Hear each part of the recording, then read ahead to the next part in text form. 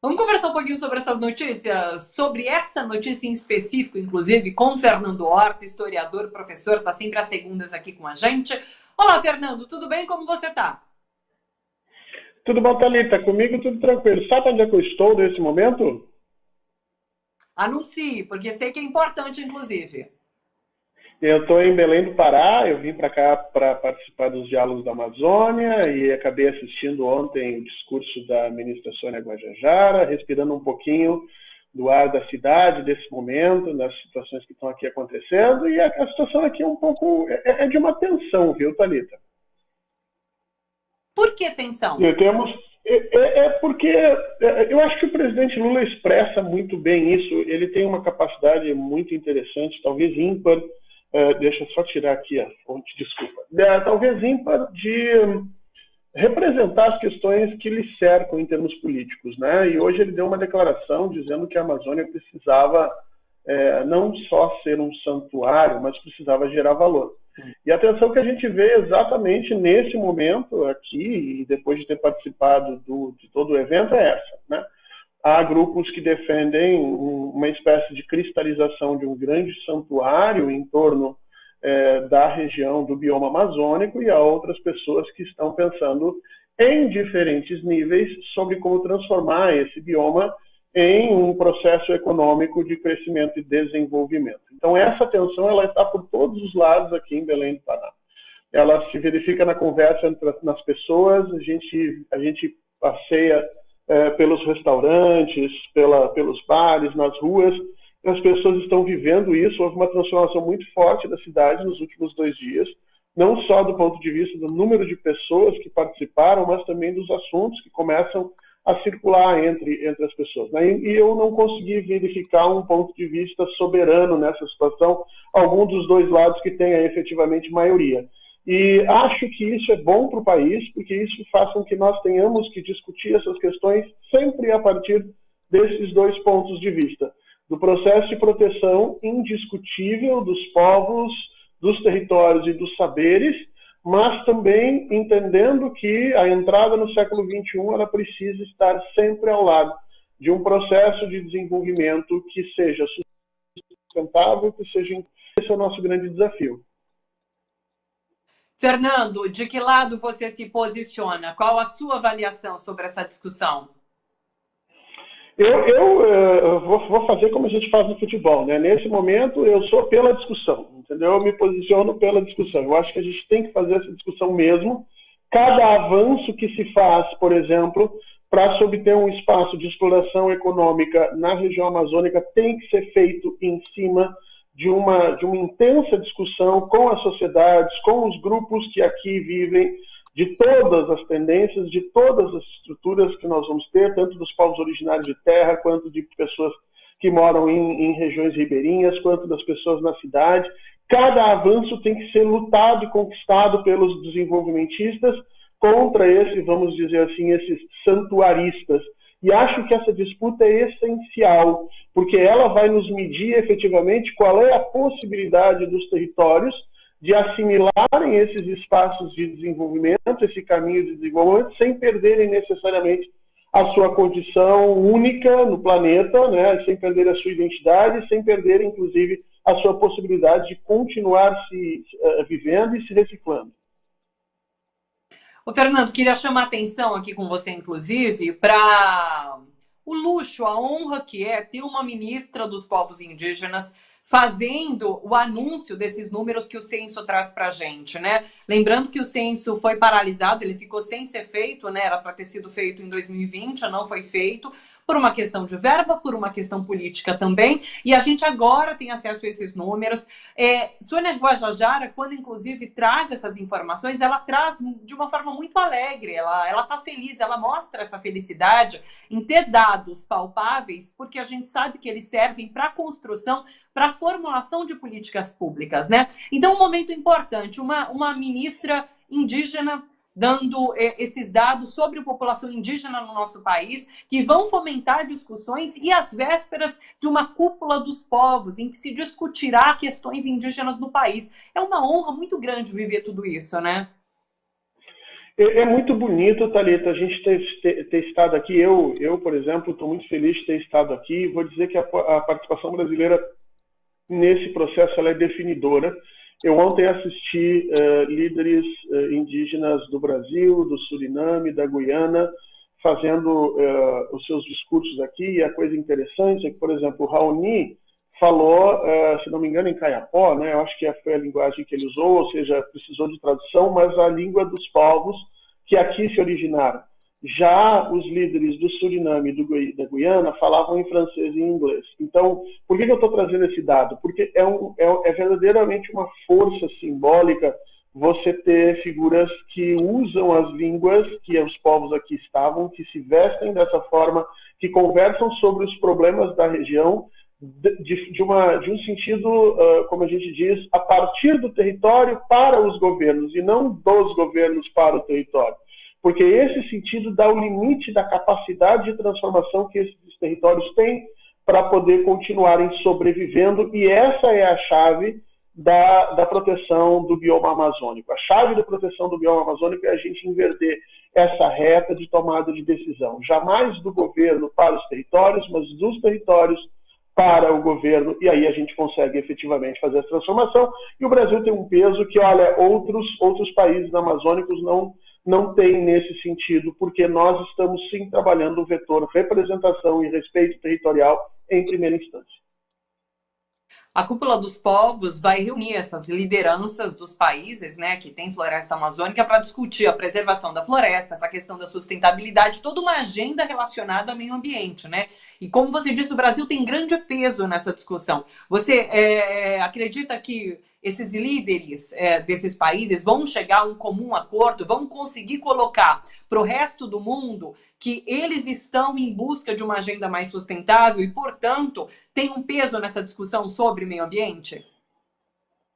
Eu acho que sim, viu, Thalita? Eu acho que sim por dois motivos em especial. Primeiro, porque a gente entrou nessa discussão de uma maneira muito feliz.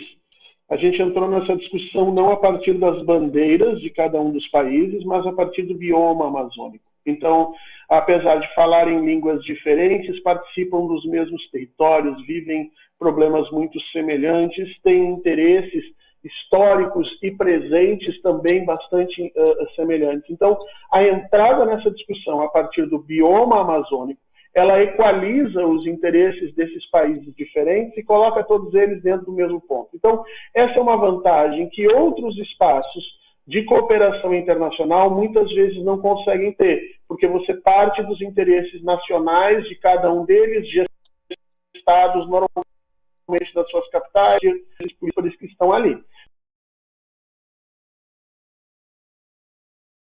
A presença dos territórios nesse processo de decisão aqui. Muita gente mesmo das lideranças locais, muita gente representativa dessas lideranças, concordando ou não concordando com os líderes que estão ali falando, porque eu já vi grupos, inclusive grupos indígenas, discordando das posições do outro, mas acima de tudo entendendo que esse é um espaço para o acolhimento exatamente do bioma amazônico e dos seus habitantes. Isso é único, imagino, e acho que foi um grande acerto do governo nesse projeto.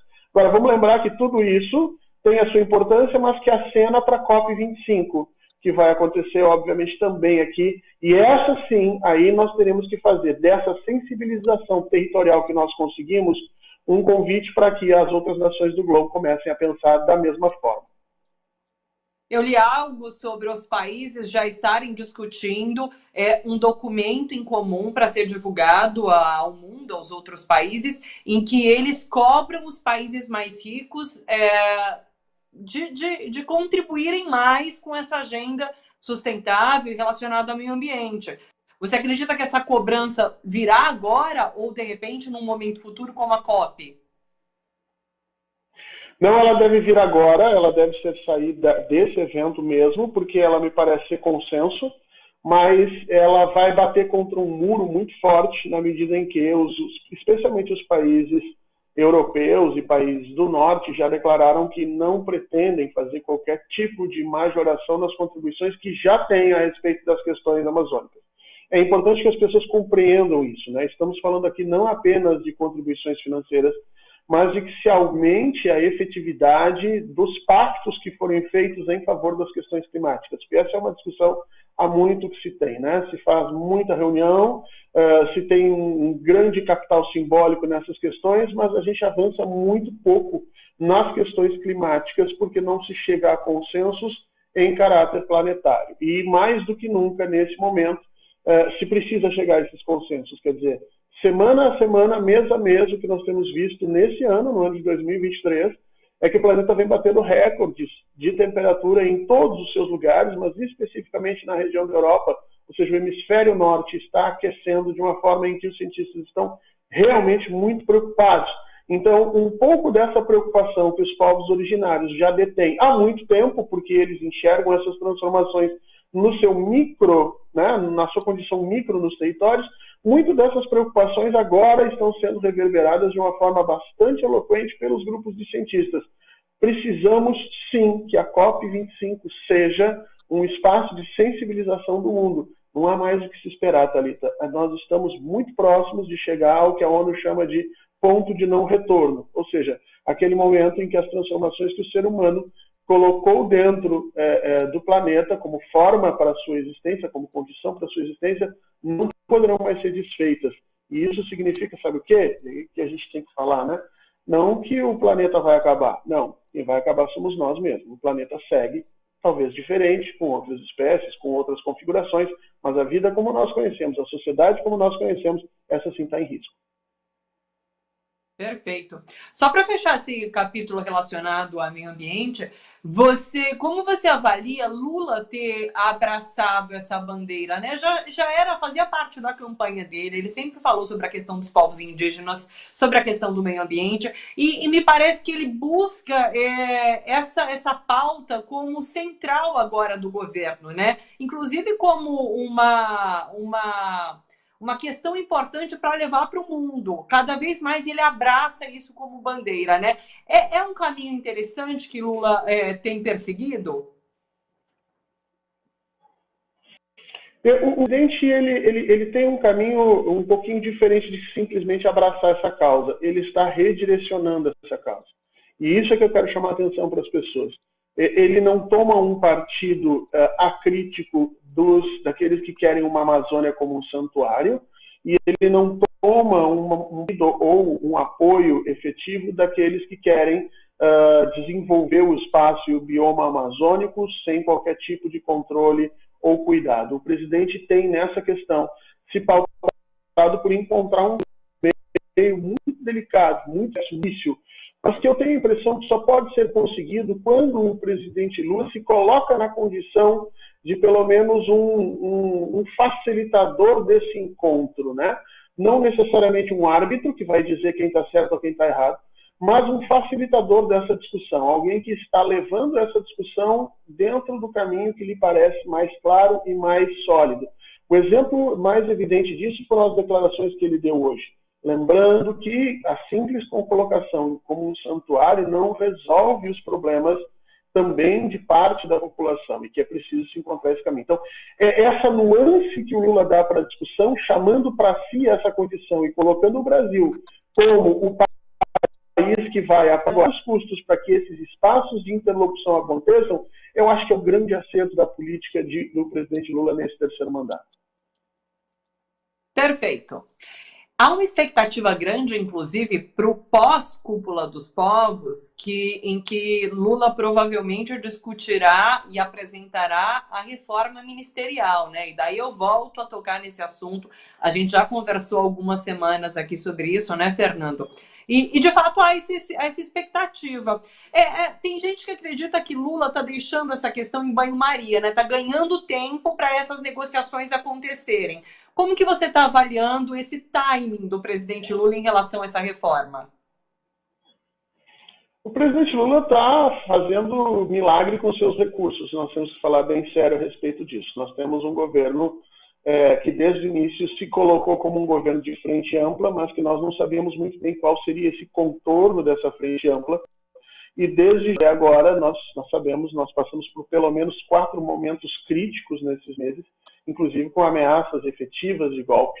e o presidente conseguiu, nesse período todo, aumentar o seu capital político frente a essas figuras. Então, o que se imaginava que seria um governo refém, submisso exclusivamente aos interesses desse grande bloco gerenciado por Arthur Lira, acabou se organizando numa forma diferente. Nós temos uma oposição basicamente acéfala, que não tem uma relação muito clara com o sentido ideológico, mas tem um líder funcional, que é o Arthur Lira.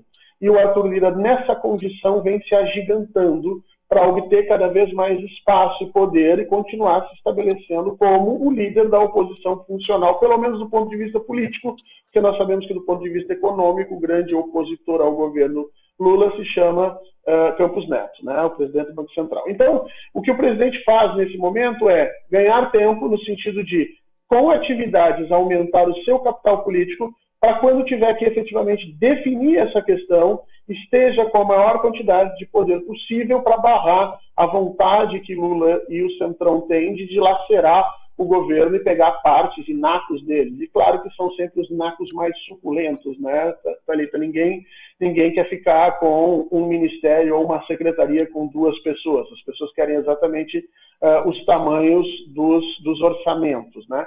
Então o presidente faz bem, enquanto, veja, ele não posterga esse momento de discussão com Lira simplesmente sem fazer nada. Ele posterga esse momento aumentando o seu capital político, seja através dos bons resultados que a economia vem de alguma forma atravessando, seja através de eventos desse simbolismo como o da cúpula da Amazônica. Então eu acho que ele faz muito bem, resta saber agora quanto tempo o Lira vai, vamos dizer assim, ter paciência nesse processo, porque ele também entende que esse é um jogo e que do outro lado tem um jogador bastante experiente que está também tentando minorar essa situação. Quanto tempo isso vai ficar no campo da amizade, da política, é o que nós esperamos, é o que nós temos que ver.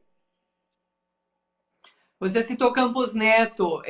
Como você avaliou essa queda de 0,5 ponto na taxa Selic pela Copom? Primeiro foi claramente uma vitória do ministro Fernando Haddad, claramente uma vitória do presidente Lula, obviamente, frente a essa oposição, mas eu não gostei da reação imediata, porque logo na semana passada os juros a longo prazo cresceram e não diminuíram, o que mostra que, de alguma maneira, o mercado foi contaminado, vamos dizer assim, pelas palavras do Campos Neto.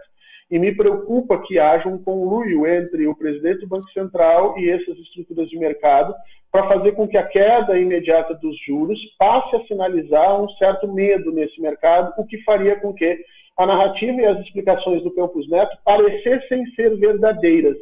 E o Campos Neto me parece que estaria usando um estratagema um tanto quanto antiético nessa disputa com o presidente Lula, naquele sentido, perdi, mas eu tenho outras formas de tentar resolver essa questão, que é exatamente essa associação com o grande capital.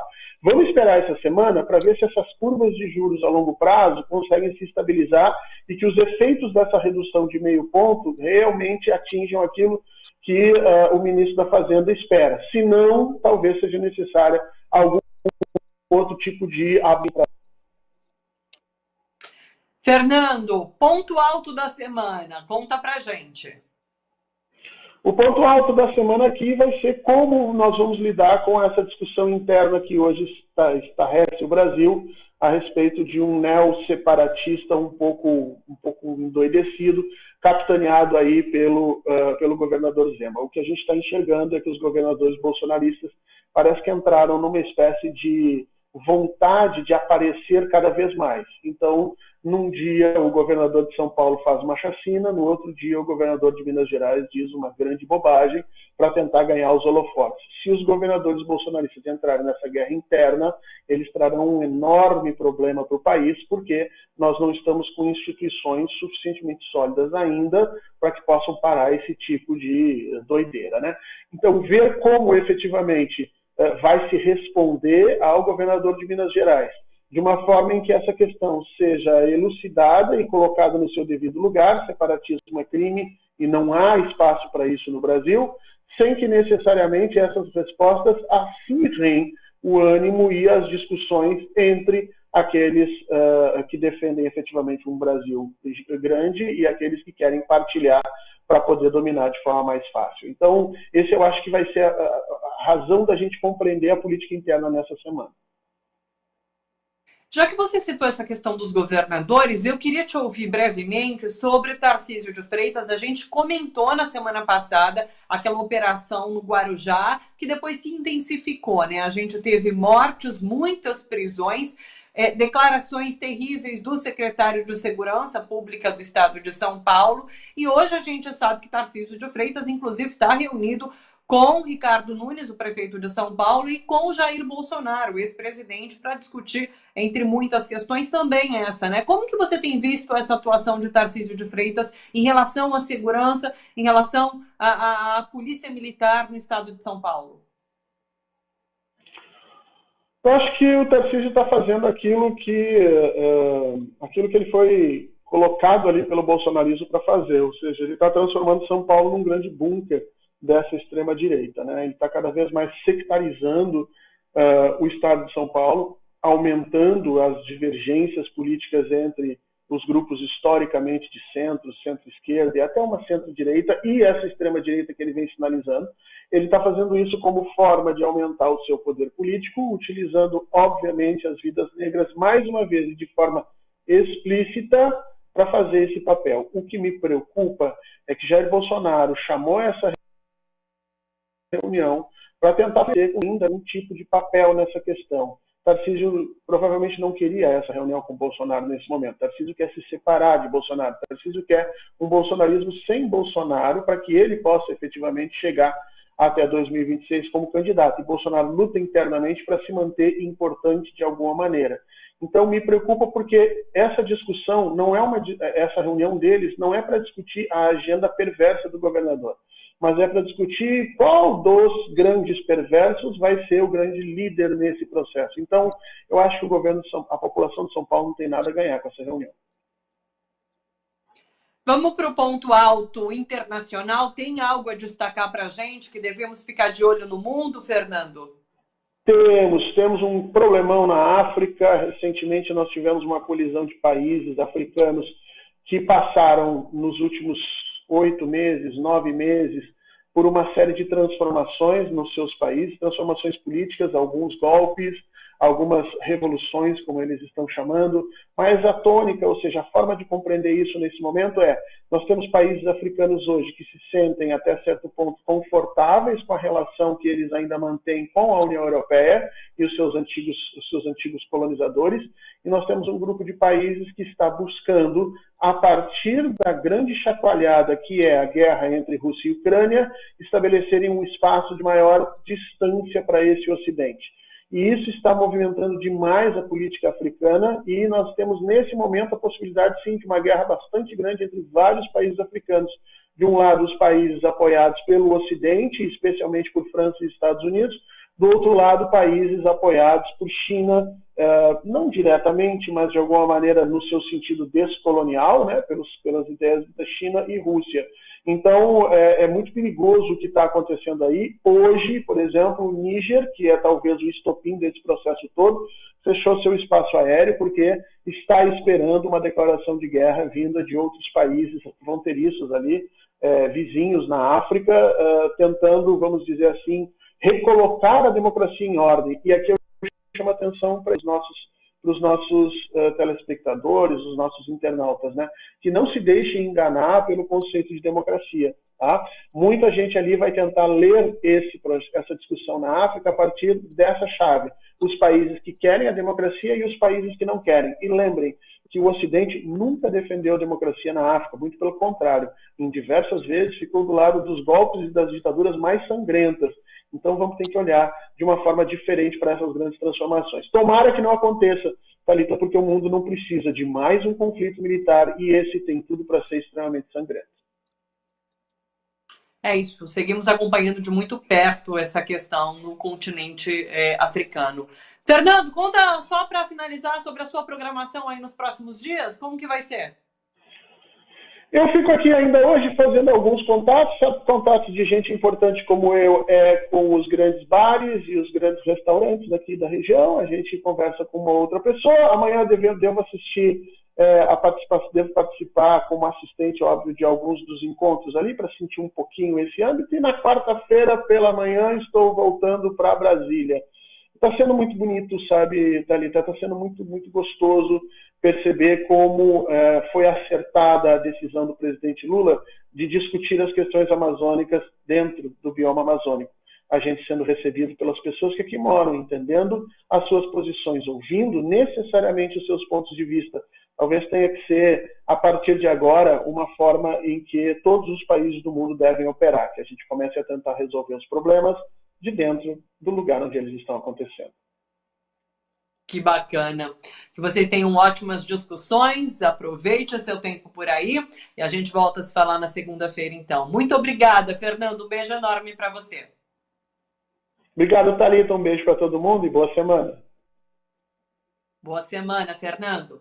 Fernando Horta, historiador, professor, sempre às segundas aqui com a gente. Ele que está em Belém do Pará, cobrindo e participando desse pré-evento Cúpula dos Povos, que começa amanhã, inclusive, tem participação de lideranças de 8 países que possuem floresta amazônica, né?